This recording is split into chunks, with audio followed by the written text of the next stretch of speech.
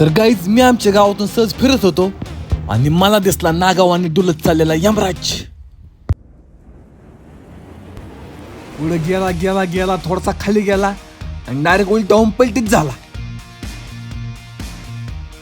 धुडूम त्याने तर ट्रक पलटी झाला, झाकण खाली गेलं आणि त्यामुळे त्यातून पडत होतं डिझेल सगळं. मग आमच्या गावातल्या माणसाने ड्रायव्हरला बाहेर काढला. ड्रायव्हर बरोबर एक माणूस त्याला पण बाहेर काढला. आणि हा ट्रक पलटी होण्यामागचं कारण होतं दारू की दारू. म्हणजे चालक हा दारू पिऊन गाडी चालत होता, त्यामुळे सापासारखी अशी वळत होता. थांबा तुम्हाला गाडीमध्ये काय ते दाखवतो. गाडी का नाही क्लास इकडून आली या साईडची असं खाली गेली, इकडून येऊन डायरेक्ट अशी पलटी काय खाली गेली पर अशी गाडी गाडी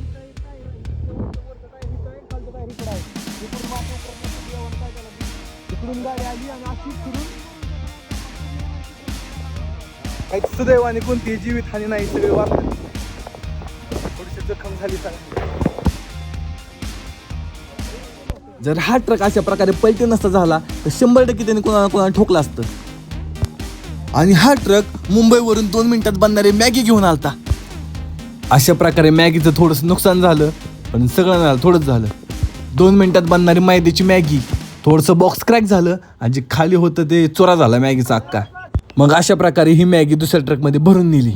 तर एवढंच होतं. भेटूयात नवीन ब्लॉगमध्ये. बाय.